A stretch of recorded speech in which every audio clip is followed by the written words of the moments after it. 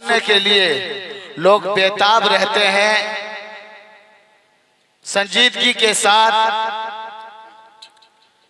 बैठे रहे कुर्सियों में। इंशाअल्लाह हजरत वाला के बाद ही इंशाअल्लाह तबारक व तआला सारे आए हुए मेहमान खाना खा करके जाएंगे, तो अपने कुर्सियों को मजबूती से पकड़े रहें।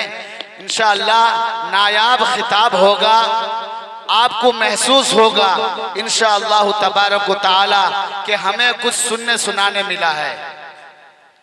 ये अजीमुशान इजलास आम जो शाहपुर इस्लामिक नौजवान कमेटी ने सजाया है, हजरत वाला से कई महीनों पहले से हजरत का तारीख लिया है। ये हमारे लिए खुशनसीबी की बात है।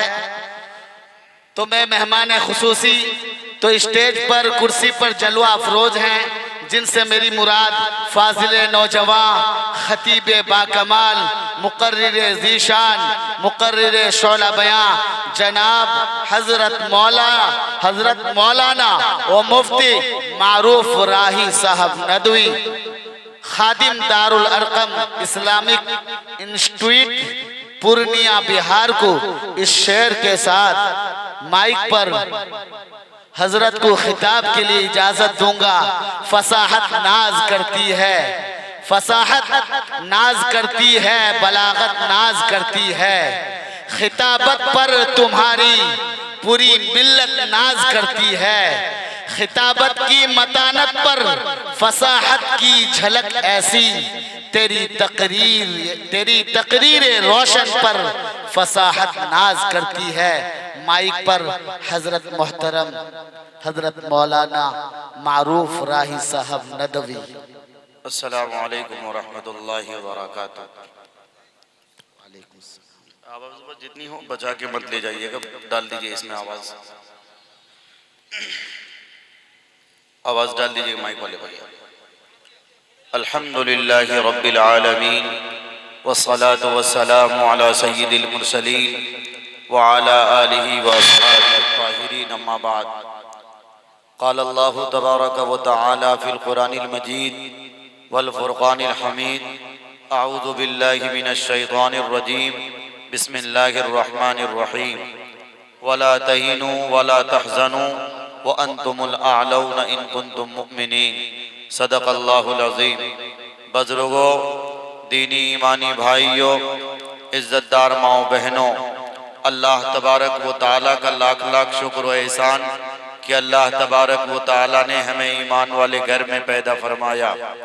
हम पर बड़ा फजल फरमाया, शुक्र फरमाया कि अल्लाह तबारक व तआला ने हस्ती ज़िवकार, आमना के दुर्र यतीम, अब्दुल्ला के नूर नज़र, वजह कायनात, तख्लीक़ कायनात, सय्याह लामका, मतलूब कायनात, मकसूद कायनात, महबूब कायनात यानी हज़रत मोहम्मद मुस्तफ़ा पूरा मजमा कहिए सल्लल्लाहु अलैहि वसल्लम की उम्मत में पैदा फरमाया।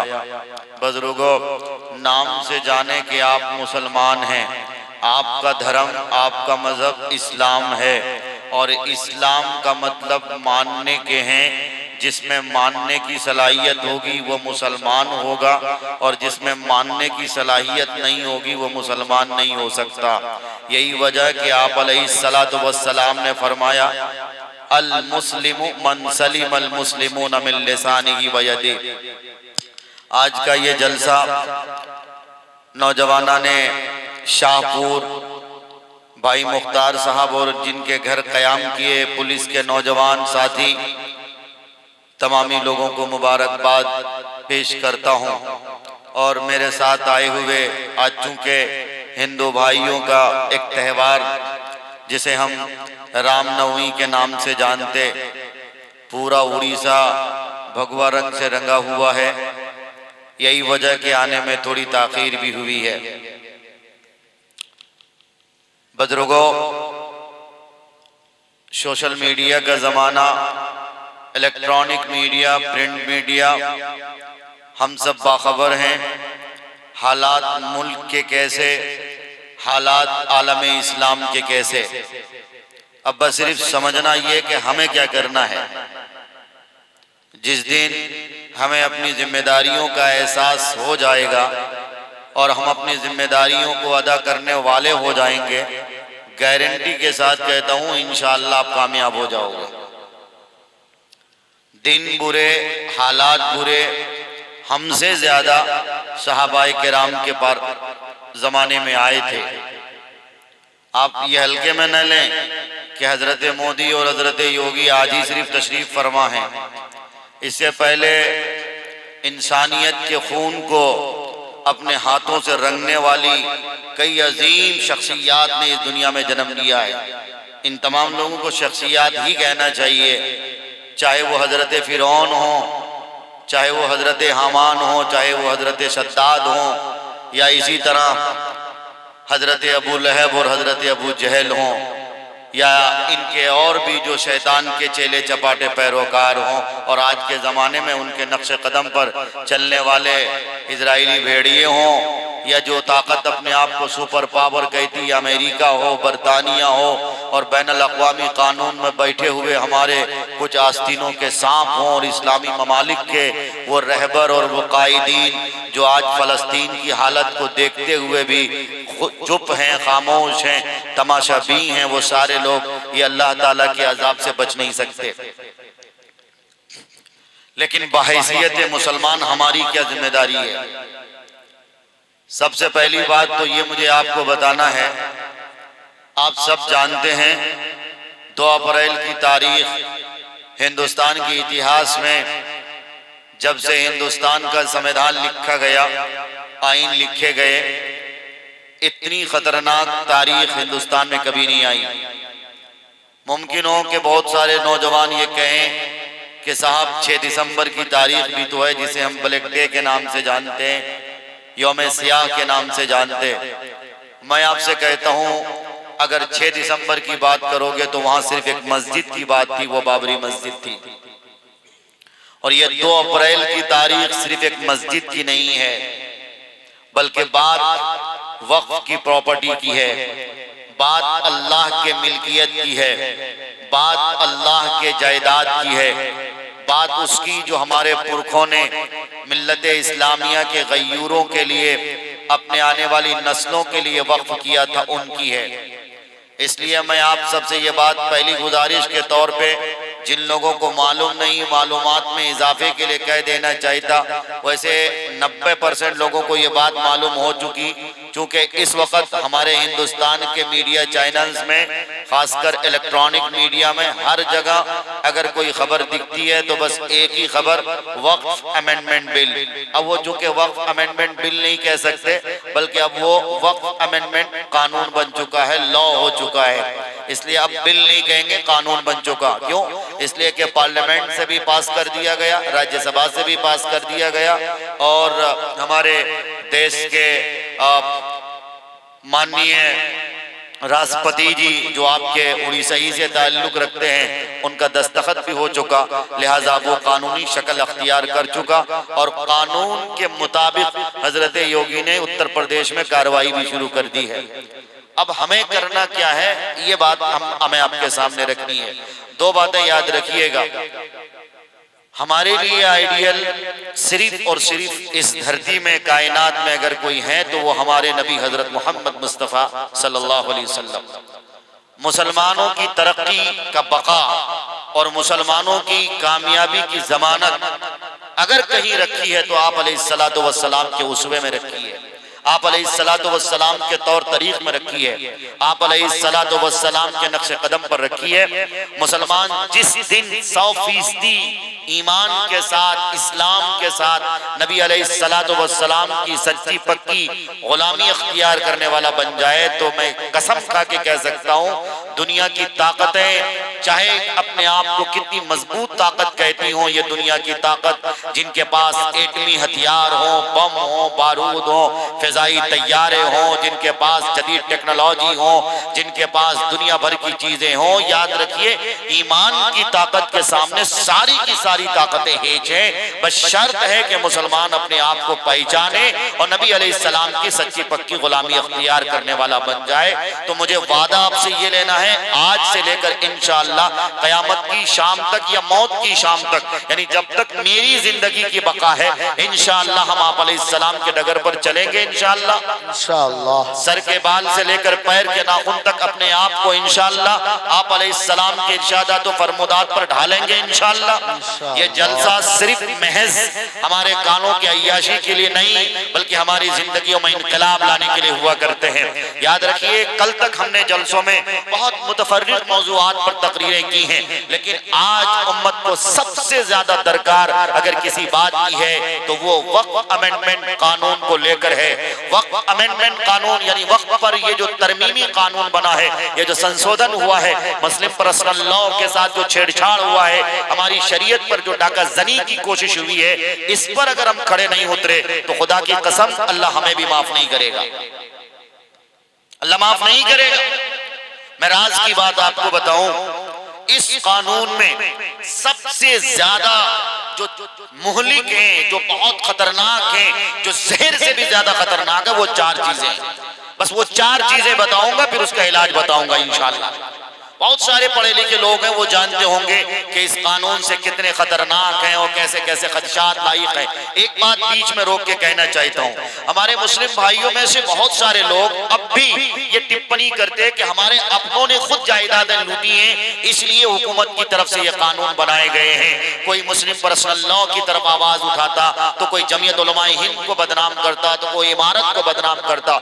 ये बात और है कि हमारे कुछ लोगों ने यकीनन जायदाद का सही तौर पे इस्तेमाल नहीं किया है, वो एक अलग मसला है।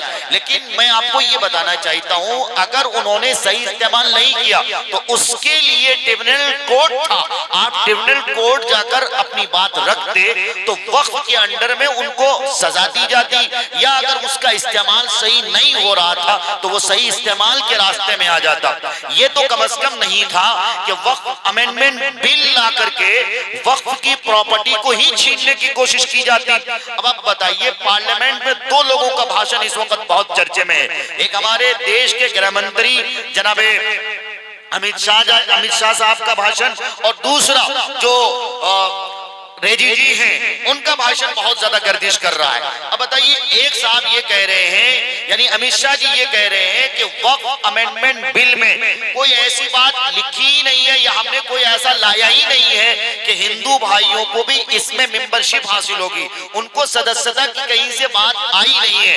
और किरण रिजिजू जी कह रहे हैं कि नहीं साहब, इसमें 2 महिलाएं अनिवार्य हैं और 2 गैर मुस्लिम भी अनिवार्य हैं। मतलब क्या? मतलब ये कि आपके शाहपुर की जो मस्जिद है, जिसके इमाम साहब यहाँ तशरीफ रखते हैं, जो जिम्मेदार हैं, अगर उस मस्जिद की कमेटी बनी है और उस मस्जिद के कमेटियों में अगर 6 सदस्य हैं, 6 लोग हैं, तो 6 लोगों में 2 महिलाएं भी होंगी और 2 गैर मुस्लिम भी होंगे और 2 आप में से होंगे। और फिर जाहिर है इसके कमांड इसका कमांड कौन होगा, इसके कमांड को संभालने वाला कौन होगा, इसकी बागडोरी किसके हाथ में होगी? तो बताता है कि इसकी बागडोरी जिला के कलेक्टर के हाथ में होगी। अब जाहिर है 3 मजबूत ताकत है, एक तो 2 गैर मुस्लिम भाई हो गए, और फिर जाहिर है कलेक्टर साहब का जो आदेश होगा, जो फरमान होगा, बात तो वही होगी।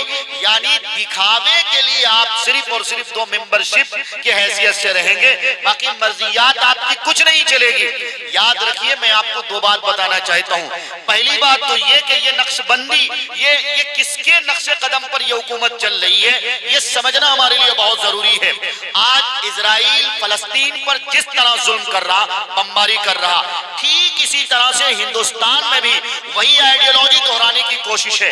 और समरकंदो बुखारा में जिस तरह से वक्फ पर कानून लाकर हमारी मस्जिदों पर गासिबाना कब्जा किया जा रहा था, हमारे मदरसों पर गासिबाना कब्जा किया जा रहा था, हमारे कब्रिस्तान पर, हमारी ईदगाहों पर, हमारी खानकाहों पर, दीनी मराकिज पर, दीनी मदारिस पर, इसी तरह दीनी तहरीकों पर, इन सारी चीजों पे जिस तरह से समरकंदो बुखारा में एक तहरीक गुजरी थी, एक पार्टी गुजरी है, जो आज भी क्रिमिनल पार्टी हिंदुस्तान हिंदुस्तान में सीपीएम के नाम से बंगाल में बहुत एक्टिव थी, जिसकी सरकार भी बनी थी।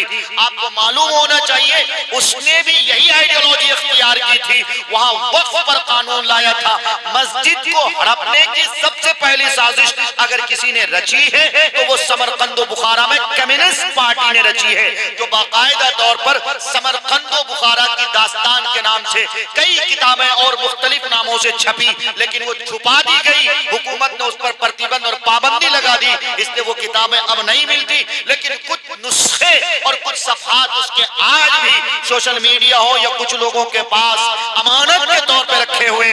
मैं आपको बताना ये चाहता हूँ, जिस तरह से समरकंद बुखारा में हमारी मस्जिदें हमसे छीनी गई, हमारे मदरसे हमसे छीने गए, हमारी खानकाएं हमसे छीनी गई, हमारे कब्रिस्तान हमसे छीने गए, हमारी ईदगाहें हमसे छीनी गई, हमारे दीनी मराकिज़ हमसे छीने गए, वही कानून और ठीक वही रणनीति प्रीपेड प्लान के तहत हिंदुस्तान में भी दोहराने की कोशिश हो रही है। लेकिन याद रखें, हुकूमत क्या कहती है कि साहब हम तो मुसलमानों की फलाह व बहबूदी के लिए कर रहे हैं, हम तो चाहते हैं कि मुसलमानों का वो तबका जो पिछड़ा तबका है, जो गरीब तबका है, जो शोषण है, जिनको कोई मदद नहीं करने के लिए आता, और वो लोग जो वक्फ की प्रॉपर्टी पर कब्जा जमाए हैं, हड़पे हुए हैं, हम चाहते हैं कि उनसे छीन कर गरीबों को, मजदूरों को, मजलूमों को, दबे कुचलों को उनकी मदद करें। हुकूमत की नीयत साफ सुथरी नहीं है। अगर हुकूमत की नीयत साफ सुथरी होती तो क्या इतना अर्जेंट था, इतने इमरजेंसी के दौर थे कि रात के 1 बजे, रात के 2 बजे साहब कानून पास हो रहा है? ये कैसी इमरजेंसी है? और आप जिस कौम की फलाह व बहबूदी के लिए ये कानून बना रहे हो, उस कौम से पूछते तक नहीं आपने सिर्फ कुछ आस्तीनों के साफ मान रखे, साफ कुछ दाढ़ी पोश और कुछ जुब्बा पोश और दस्तों जुब्बार में पैवस्त ऐसे लोगों को आपने मीडिया चैनल्स में बुला लिया, उनके इंटरव्यू ले लिए कि तुमको बताओ अगर वक्फ अमेंडमेंट बिल लाया जाए और वक्फ के संपत्ति पर जो कुछ लोगों का कब्जा है अगर उनसे छीना जाए और गरीबों की मदद करी जाए तो क्या तुमको इससे खुशी है? जाहिर सी बात है, आप उनको तनख्वाह देते हो, मोटी रकम देते हो, वो तो आपकी बात करेगा, क्योंकि वो मलाई आपसे खा रहा है, तो जाहिर है वो आपकी ही जुबान बोलेगा। इसलिए हुकूमत ये जान ले, मुसलमानों का अक्सरियत नहीं बल्कि मुसलमानों का 99% मुसलमानों में वो है, और मैं 99 नहीं कहता बल्कि 100%, वो 1% लोग या -0% या -0.5% लोग अगर हैं भी जो हुकूमत की दलाली कर रहे हैं, जो हुकूमत की बातों में हाँ मिला रहे हैं, जो वक्फ अमेंडमेंट बिल को सही कहते हैं, वो चमचे हैं, वो दल्ले हैं, वो इस कौम के गद्दार हैं, वो इस कौम के लिए यजीद का रोल अदा कर रहे हैं, वो इस कौम के लिए अब्दुल्लाह इब्न सबा जैसा किरदार अदा कर रहे हैं, वो मीर जाफर और मीर सादिक की नापाक औलाद हैं। इसलिए हम उन्हें कभी मुसलमान न माने थे और न मानते हैं और न कभी इंशाअल्लाह मानेंगे। सबसे पहली बात मुझे ये कहनी है, इसलिए आप लोग भी कभी कभी क्या होता है ना, अरे देखते हैं कि साहब 4 मंजिला टोपी है, 5 मंजिला टोपी है, अच्छी खासी माशाल्लाह देखो है, चेहरा नूर चमकता हुआ, कम वक्त का मारा 4 किलो मेकअप करके आता है, हुकूमत की दलाली और गुलामी करता है। ये चमचे भड़वे अल्लाह को क्या मुंह दिखाएगा? तुझे डर नहीं अल्लाह का? अल्लाह को क्या मुंह दिखाएगा? वक्फ की संपत्ति के साथ तू सौदेबाजी कर रहा है। हमारे उलमा के तुम नहीं देखते उनके पेशानियों पर किस तरह से उनके अंगड़ाइयां, उनको रातों में नींद नहीं आती। हजरत मौलाना खालिद सैफुल्लाह रहमानी दामत बरकातहू उनसे जाके कोई पूछे, अमीरुल हिंद हजरत मौलाना सैयद अरशद मदनी दामत बरकातहू उनसे जाके पूछे, उनकी तबीयत नासाज हो गई जब उन्होंने सुना कि आज पार्लियामेंट में ये बिल लाया जाएगा, उनकी तबीयत बिगड़ गई। जाओ वीडियो गर्दिश कर रही है बैरिस्टर असदुद्दीन अवैसी दामत बरकातहू की, उनके चेहरे किस तरह फीके पड़ गए जब उन्होंने देखा अक्सरियत इन्हीं के हिस्से में है, वोट इन्हीं के हक में दिया जा रहा। ऐसा लगता है कि अब ये बिल नहीं रहेगा बल्कि ये बिल कानून बन जाएगा। हमारे उलमा किस तरह परेशान है, रातों की नींदें हराम हो गई। दानिश्वरों से जाके पूछो। इसलिए अगर हुकूमत चाहती है कि मुसलमानों की फलाह व बहबूदी हो, मुसलमानों के, गरीबों के, दलितों के, पिछड़ों के, मजलूमों के हक में अगर आप खैर खा हो तो मैं आपसे कहता हूँ, मुसलमानों के पास कोई अच्छी यूनिवर्सिटी नहीं है, मुसलमानों के पास कोई अच्छे कॉलेज नहीं है, मुसलमानों के लिए इलाज के लिए कोई एक अच्छा अस्पताल नहीं है। मुसलमानों की संपत्ति के लिए, मुसलमानों की संपत्ति सबसे ज्यादा अगर हिंदुस्तान में कोई डोनेट करता तो मुस्लिम कौम के रहनुमा हमारे पुरखे हैं। ताजमहल एक ऐसा अजूबा है, हिंदुस्तान पूरी दुनिया के 10 में से एक अजूबा है। हिंदुस्तान के इनकम टैक्स का डिपार्टमेंट ये कहता कि हिंदुस्तान में सबसे ज्यादा अगर टूरिस्ट पैलेस के यहाँ आते तो वो ताजमहल आते, जहाँ से हिंदुस्तान की हुकूमत को एक मोटी रकम फंडिंग होती है। कभी मुसलमानों ने तकाजा किया? कहा कभी मुसलमानों ने? जामा मस्जिद हो, लाल किला हो, कुतुब मीनार हो, भूल भुलैया हो या और हिंदुस्तान की तारीखी इमारत, चाहे वो हैदराबाद हो, कभी मुसलमानों ने तकाजा नहीं किया। लेकिन ये हुकूमत चाहती क्या है? ये हुकूमत सिर्फ और सिर्फ इजराइल की आइडियोलॉजी को इख्तियार करते हुए, जिस तरह से शुदी तहरीक हमारे उलमा जानते हैं, शुदी तहरीक ने कसम खाई थी एमएमबी की शुदी तहरीक ने कसम खाई थी, यानी मुस्लिम मुक्त भारत का सपना जो उसने देखा था, जाहिर है शुदी तहरीक को कुचल दिया गया। फिर शुदी तहरीक के बाद 1925 में आरएसएस की तहरीक वजूद में आई और 1925 से लेकर अब तक डोर टू डोर इसमें मेहनत करी और मुसलमानों को मिटाने की हर तरह के हथकंडे अख्तियार की गई। और आज वही प्रीपेड प्लान जो एमएमबी का था, मुस्लिम मुक्त भारत का था, उस सपने को साकार के लिए हुकूमत हर तरह के हथकंडे अख्तियार कर रही है। मुसलमानों में आपसे कहता हूं, अगर आपको लगता है कि वो ये वक्फ अमेंडमेंट कानून मुसलमानों के हित में है, मुसलमानों के हक में है, तो आप भूल गए। हमारे गृह मंत्री का बयान सुनो, उन्होंने बयान में क्या कहा? कहा कि आज वक्फ के पास, वक्फ संपत्ति की बात की जाए तो तकरीबन 45 लाख एकड़ जमीन है मुसलमानों के पास। मुसलमानों के पुरखों ने कितनी जमीनें वक्फ करी बताओ? 39 लाख एकड़ जमीन। ये तो उनका बायोडाटा कहता, लेकिन हमारा बायोडाटा क्या कहता जानते हो आप? हम 70 लाख एकड़ से ज्यादा जमीन इस हिंदुस्तान में हमारे पुरखों ने वक्फ की थी। तुमने तकरीबन 30 लाख एकड़ जमीनें हड़पी। कहीं तुमने हवाई अड्डा बनाया, कहीं रेलवे स्टेशन बनाया, कहीं तुमने संविधान के लिए, संविधान की बात करते हो वो बनाया, या और तरह तरह की चीजें बनाई। लेकिन हम मुसलमान कुछ नहीं कह रहे। हमने कहा चलो कोई नहीं, देश के काम में तो आ रहा। हमारे पुरखों ने कभी आवाजें उठाई? अरे आप पढ़ो ना तारीख, ये कलकत्ता का हवाई अड्डा कहां वाक़े है? वक्फ की प्रॉपर्टी पर है। नवाब सिराजुद्दौला के वक्फ पर ये कलकत्ता का हवाई अड्डा बना हुआ है। तारीख सिर्फ आपके पास नहीं है, आपके पास जो हिस्ट्री पहुंची है वो अंग्रेज के नापाक औलाद के जरिए पहुंची। वो छेड़छाड़ वाली तारीख है। तारीख हमारे पास है। हाँ, इतनी बात जरूर है, हम कभी भी आपके दुश्मन न थे और न होंगे और न कयामत तक होंगे। हम आज भी हिंदुत्व की बात नहीं करते, हिंदू भाइयों की बात नहीं करते, हिंदुस्तान को तोड़ने की बात नहीं करते। हम हिंदुस्तान की सालिमियत चाहते, हम हिंदुस्तान में गंगा जमनी तहजीब चाहते, हम हिंदुस्तान में एकता अखंडता चाहते, हम हिंदुस्तान में सभ्यता चाहते, हम हिंदुस्तान की गंगा जमनी तहजीब को सलामत देखना चाहते। जिस तरह से हजरत मौलाना अब्दुल कलाम आजाद रहमतुल्लाह अलैह ने जामा मस्जिद की सीढ़ी पर तकरीर करते हुए पाकिस्तानियों को ललकारा था और हिंदुस्तान की गंगा जमनी तहजीब की कसम दिलाई थी। आज भी हम उलमा और मुसलमान यही चाहते हैं। अगर ये ना चाहते तो हिंदुस्तान कब तक खत्म हो गया होता। क्या गैर मुस्लिमों की तरफ से, और सारे नहीं, कुछ मन चले गैर मुस्लिमों की तरफ से, कोई दिन ऐसा है जिस दिन के ऐलान जंग न किया जाता हो? साहब पूछो ना, मेरे साथी बैठे कारी फैसल रशीदी साहब वगैरह सब लोग साथ आ रहे थे काकटपुर से। कटक से पहले कई जगह हम लोगों को गाड़ी रोकना पड़ी।